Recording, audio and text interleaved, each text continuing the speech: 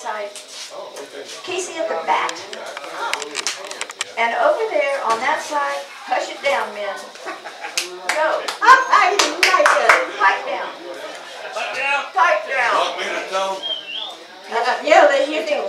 Paulet! Bev's on it. That's what he does to me sometimes. What'd he say? Okay, so I'm going to do Casey at the bat. The outlook wasn't brilliant for the Mudville 9 that day. The score was 4-2 with but one inning left to play. And then when Cooney died at first and Barrows did the same, a sickly silence fell upon the patrons of the game. A struggling few got up to go in deep despair. The rest clung to the hope that springs eternal in the human breast. They thought, if only Casey could get a whack at that, we'd put up even money now with Casey at the bat. But Flynn preceded Casey, as did also Jimmy Blake. And the former was a Lulu and the latter was a cake.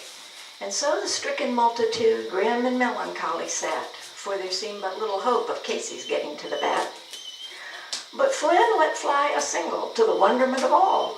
And Blake, the much despised, tore the cover off the ball. And when the dust had lifted and you could see what had occurred, there was Jimmy safe on second and Flynn a hugging third. Then from 5,000 throats and more there arose a lusty yell. It rumbled in the valley and rattled in the dell. It knocked upon the mountain and recoiled upon the flat. For Casey, mighty Casey, was advancing to the bat. There was ease in Casey's manner as he stepped into his place. There was pride in Casey's bearing and a smile on Casey's face.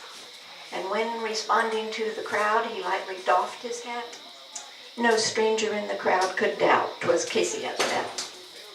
10,000 eyes were on him as he rubbed his hands with dirt. 5,000 tongues applauded as he wiped them on his shirt. And while the writhing pitcher ground the ball into his hip, defiance gleamed in Casey's eye. A sneer curled Casey's lip. And now the leather-covered sphere came hurtling through the air, and Casey stood a-watching it in haughty grandeur there. Close by the sturdy batsman, the ball unheeded sped. "That ain't my style," said Casey. "Strike one," the umpire said. From the benches black with people, there went up a muffled roar, like the beating of storm waves on a stern and distant shore. "Kill him! Kill the umpire!" someone shouted in the stand, and it's likely they'd have killed him had not Casey raised his hand. With a smile of Christian charity, great Casey's visage shone. He stilled the rising tumult. He bade the game go on. He signaled to the pitcher, and once more the spheroid flew. But Casey still ignored it, and the umpire said, "Strike two." "Fraud!" cried the maddened thousands, and the answer echoed, "Fraud!"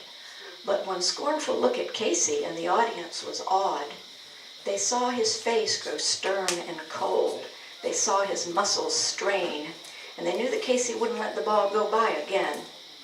The sneer is gone from Casey's lips. His teeth are clenched in hate. He pounds with cruel violence his bat upon the plate. And now the pitcher lets it go, holds the ball, and now he lets it go.